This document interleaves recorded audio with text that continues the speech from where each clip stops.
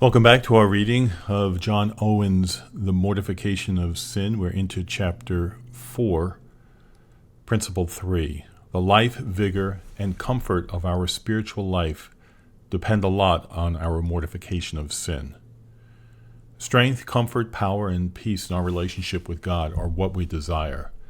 If any of us are asked seriously what bothers us, we'd have to refer it to one of these categories. Either we lack strength, power, vigor, and life in our obedience and relationship with God, or we lack peace, comfort, and consolation in that relationship. Whatever might happen to a believer that doesn't belong to one of these two categories doesn't deserve to be mentioned in the days of our complaints. Now, all these things depend a lot on a constant practice of mortification, which we'll now discuss. 2. Why life and comfort depend on mortification. A. Mortification alone keeps sin from depriving us. Mortification is the only thing that keeps sin from taking away our blessings. Every unmortified sin will definitely do two things. A. It will weaken the soul and take away its energy. Or B. It will darken the soul and take away its comfort and peace. 1. Unmortified sin weakens the soul and takes away its strength. Unmortified sin weakens the soul and takes away its strength.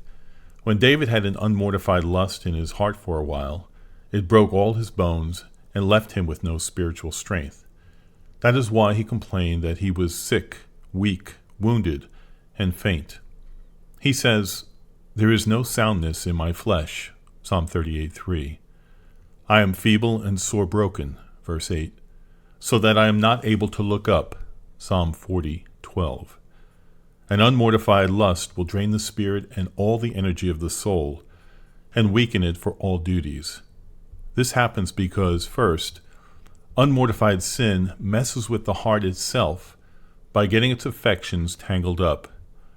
It distracts the heart from the spiritual mindset needed for strong communion with God. It grabs hold of the affections, making its object beloved and desirable, and in doing so pushes out the love of the Father. 1 John 2:15 and 3:17. This means the soul can't honestly and truly say to God, "You are my portion," Psalm 119:57, because it has something else that it loves instead. Fear, desire, and hope, which are the main emotions of the soul and should be full of God, will somehow get tangled up with the unmortified sin. Second, unmortified sin fills the thoughts with plans about it.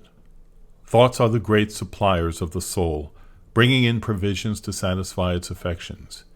And if sin stays unmortified in the heart, those thoughts will constantly be making provision for the flesh to fulfill its lusts.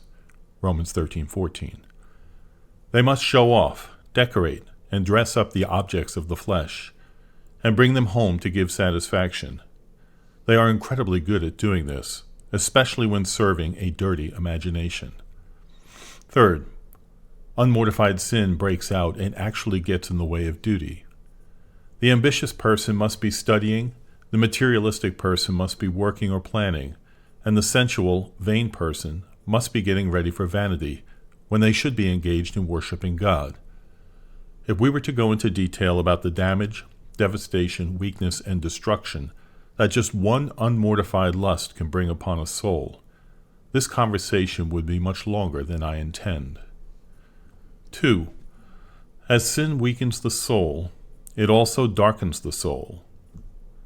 It's like a cloud, a thick cloud, that covers the face of the soul and blocks out all the rays of God's love and favor.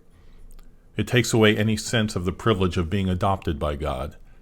And if the soul starts to gather comforting thoughts, sin quickly scatters them. I'll say more about that later. Now, in this regard, the strength and power of our spiritual life depends on our mortification. It's the only way to get rid of the unmortified sin that won't allow us to have any strength or power.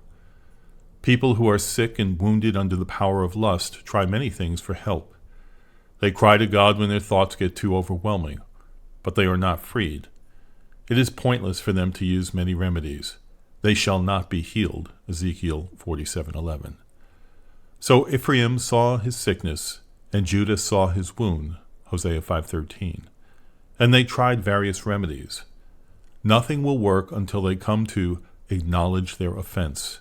5:15. People might see their sickness and wounds, but if they don't make the right efforts, they won't be healed. B. Mortification trims all of God's graces. Mortification trims all of God's graces and makes room for them to grow in their hearts. The life and energy of our spiritual lives comes from the strength and growth of the graces of God in our hearts. It's like a garden where the precious herb is planted, but the ground isn't taken care of and the weeds grow around it. The herb might still live, but it'll be poor, withering, useless thing.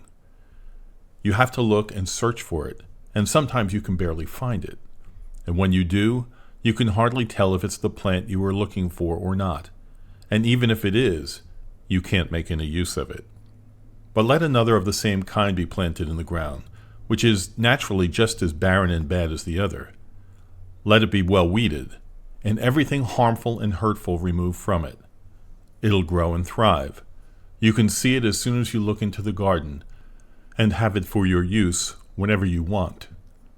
That's how it is with the graces of the Spirit planted in our hearts. It's true that they're still there. They stay in the heart where mortification is somewhat neglected. But they're about to die. They're withering and decaying. Revelation 3:2. The heart is like the lazy person's field, so overgrown with weeds that you can barely see the good crop. Such a person might search for faith, love, and zeal, and barely be able to find any. And if they do find that these graces are still active and sincere, they are so weak and weighed down by lusts that they're not very useful. They're still there, but they're about to die. But when the heart is cleaned by mortification, and the weeds of lust are constantly and daily pulled up, since they grow daily with nature being their proper soil, then there's room for grace to thrive and flourish. Every grace will play its part and be ready for every special use and purpose. C. Our peace. As for our peace, there's nothing that shows sincerity without mortification, and I don't know anything that has as much evidence of sincerity in it as mortification does, which is a big foundation for our peace. Mortification is the soul's strong opposition to itself, and in that opposition, sincerity is most obvious.